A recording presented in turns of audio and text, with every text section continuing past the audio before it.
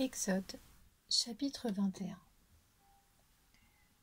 Voici les règles que tu leur présenteras. Si tu achètes un esclave hébreu, il servira 6 années, mais la 7e, il sortira libre, sans rien payer. S'il est entré seul, il sortira seul. S'il avait une femme, sa femme sortira avec lui.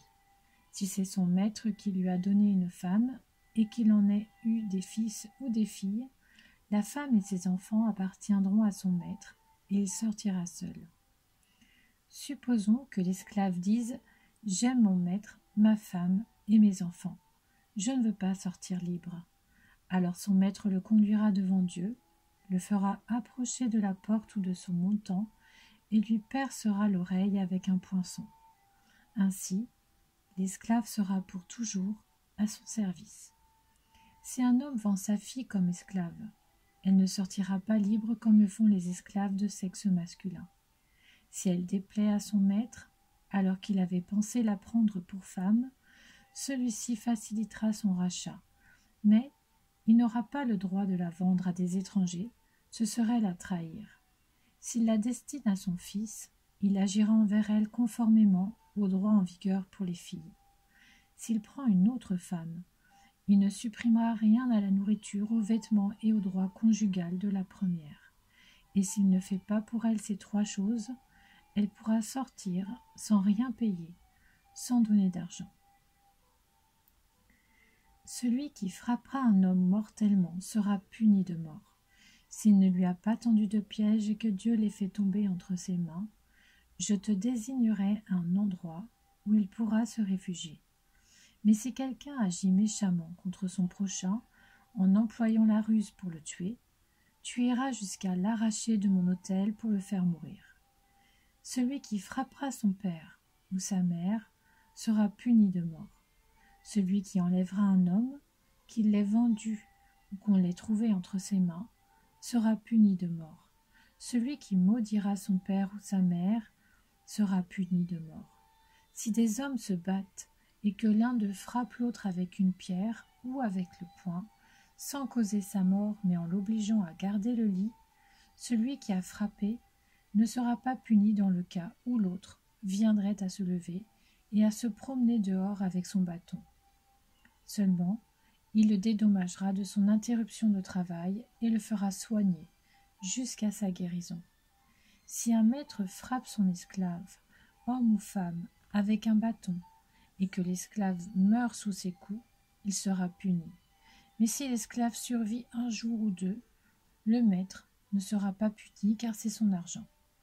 Si des hommes se battent, heurtent une femme enceinte et la font accoucher sans qu'il n'y ait de conséquences malheureuses, ils seront punis d'une amende imposée par le mari de la femme qu'ils paieront devant les juges.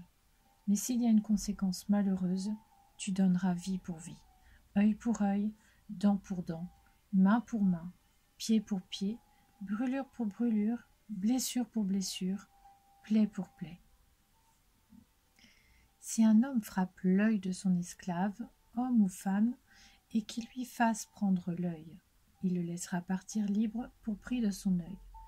Et s'il fait tomber une dent à son esclave, homme ou femme, il le laissera partir libre pour prix de sa dent. Si un bœuf frappe de ses cornes un homme ou une femme et que la mort en résulte, le bœuf sera lapidé. On ne mangera pas sa viande et le maître du bœuf ne sera pas puni. Mais si le bœuf avait déjà tendance à frapper et si on en avait averti son maître qu'il ne l'a pas surveillé, dans le cas où il tuerait un homme ou une femme, le bœuf sera lapidé et son maître sera puni de mort. Si on impose au maître un prix pour le rachat de sa vie, il paiera tout ce qui lui sera imposé. Si c'est un fils ou une fille que le bœuf frappe, on lui appliquera cette règle. Mais si c'est un esclave homme ou femme, on donnera 30 pièces d'argent au maître de l'esclave et le bœuf sera lapidé.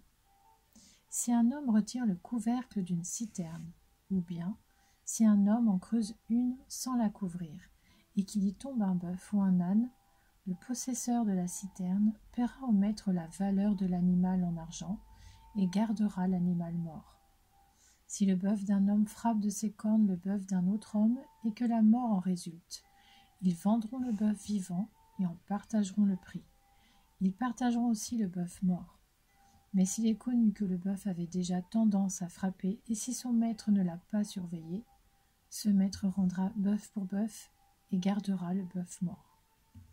Si un homme vole un bœuf ou un agneau et qu'il l'égorge ou le vende, il restituera 5 bœufs pour le bœuf et 4 agneaux pour l'agneau. Exode, chapitre 22. Si un voleur est surpris en train de commettre un vol avec effraction, qu'il soit frappé et qu'il meure, on ne sera pas coupable de meurtre envers lui. Toutefois, si le soleil est levé, on sera coupable de meurtre envers lui. Un voleur devra faire une restitution. S'il n'a rien, il sera vendu pour rembourser son vol. Si ce qu'il a volé, bœuf, âne ou agneau, est encore vivant entre ses mains, il fera une restitution au double. Si un homme fait brouter son bétail dans un champ ou une vigne, et qu'il le laisse aller brouter dans le champ d'un autre, il donnera en dédommagement le meilleur produit de son champ et de sa vigne. Si un feu éclate et rencontre des ronces, et que du blé en gerbe ou sur pied, ou bien le champ soit brûlé, celui qui a causé l'incendie sera tenu de donner un dédommagement. Si un homme confie à un autre la garde d'argent ou d'objets, et qu'on les vole dans la maison de cette personne, le voleur fera une restitution au double, dans le cas où on le trouverait. Si on ne trouve pas le voleur, le maître de la maison se présentera devant Dieu pour déclarer qu'il n'a pas porté la main sur le bien de son prochain. Dans toute affaire litigieuse, concernant un bœuf, un âne, un agneau, un vêtement ou un objet perdu, dont quelqu'un revendiquera la propriété, la cause des 2 parties ira jusqu'à Dieu. Celui que Dieu condamnera fera à son prochain une restitution au double. Si un homme confie à un autre homme la garde d'un âne, un bœuf, un agneau ou un autre animal, et que l'animal meure, se casse un membre ou soit enlevé sans que personne ne l'ait vu, on fera intervenir entre les 2 parties le serment au nom de l'Éternel. Celui qui a eu la garde de l'animal déclarera qu'il n'a pas porté la main sur le bien de son prochain.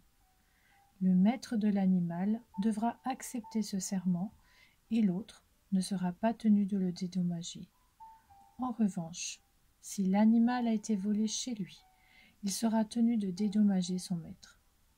Si l'animal a été déchiqueté, il apportera ses restes en guise de témoignage et il ne sera pas tenu à un dédommagement pour l'animal déchiqueté. Si un homme emprunte un animal à un autre et que l'animal se casse un membre ou meurt en l'absence de son maître, il devra donner un dédommagement.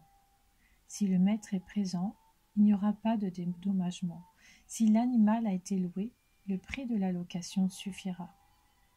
Si un homme séduit une jeune fille vierge qui n'est pas fiancée et couche avec elle, il paiera sa dot et la prendra pour femme.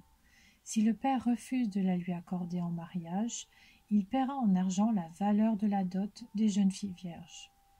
Tu ne laisseras pas vivre la magicienne. Celui qui couche avec une bête sera puni de mort. Celui qui offre des sacrifices à d'autres dieux qu'à l'Éternel seul sera voué à l'extermination. Tu ne maltraiteras pas l'étranger, et tu ne l'opprimeras pas, car vous avez été étrangers en Égypte. Tu ne feras pas de mal à la veuve ni à l'orphelin. Si tu leur fais du mal et qu'ils viennent à moi, j'entendrai leurs cris. Ma colère s'enflammera et je vous détruirai par l'épée.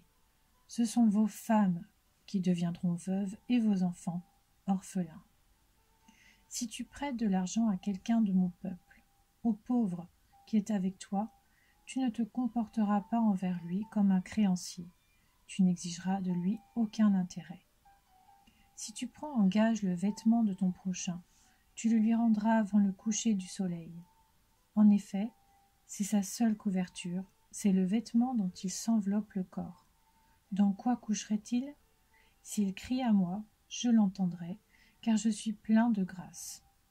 Tu ne maudiras pas Dieu, et tu ne parleras pas mal des chefs de ton peuple. Tu ne tarderas pas à m'offrir la part qui me revient, de ta moisson et de ta vendange. Tu me donneras le premier-né de tes fils. Tu me donneras aussi le premier-né de ta vache et de ta brebis. Il restera 7 jours avec sa mère, et le 8e jour, tu me le donneras. Vous serez des hommes saints pour moi. Vous ne mangerez aucune viande trouvée déchiquetée dans les champs. Vous la jetterez aux chiens.